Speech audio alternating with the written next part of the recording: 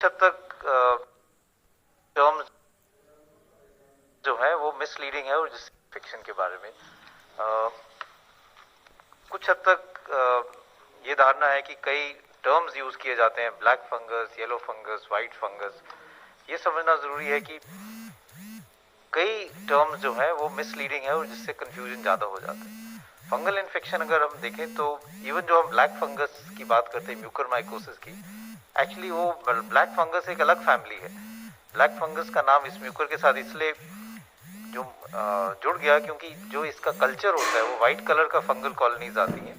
White colour की fungal colonies के साथ ऊपर ब्लैक डॉट्स आ जाती हैं और वो कल्चर में अगर वो थोड़े थोड़े ब्लैक डॉट्स दिखते हैं, इसलिए एक जनरल टर्म में ये ब्लैक फंगस का नाम इसको दे दिया गया।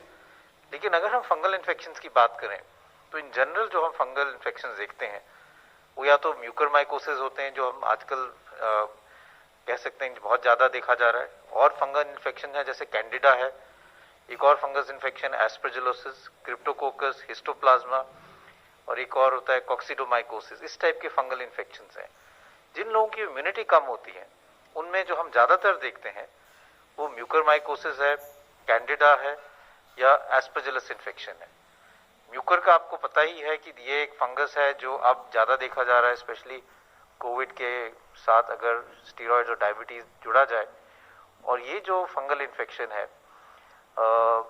ये मेनली जो है साइनसेस में, जिसको हम राइनो ऑर्बिटल्स म्यूकरमाइकोसिस कहते हैं, राइनो ऑर्बिटल सेरेब्रल म्यूकरमाइकोसिस, जो साइनसेस में, नाक में, साइनसेस में, ऑर्बिट जो आंख के अराउंड बोन है उसमें और ब्रेन के अंदर जा सकता है।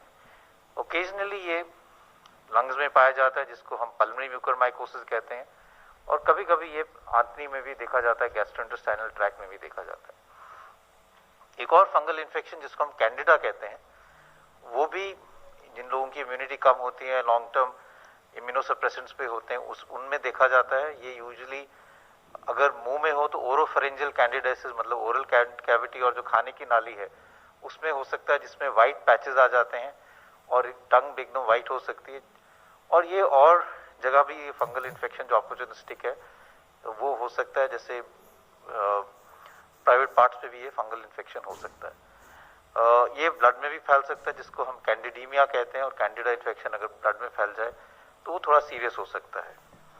तीसरा जो फंगल इन्फेक्शन देखा जाता है जो इस टाइम में इतना कॉमन नहीं है वो है एस्परजिलस, जो भी एक फंगस है। ज़्यादातर वो फेफड़े में असर करता है और कई लोगों में वो एलर्जिक रिएक्शन भी कर सकता है, जिसको हम एलर्जिक ब्रोंकोपल्मोनरी एस्परजिलोसिस कहते हैं। तो कई दफ़ा वो इन्वेजन कर सकता है जिससे वो फेफड़े में कैविटी बना देता है और काफ़ी हद तक फेफड़े में नुकसान कर सकता है।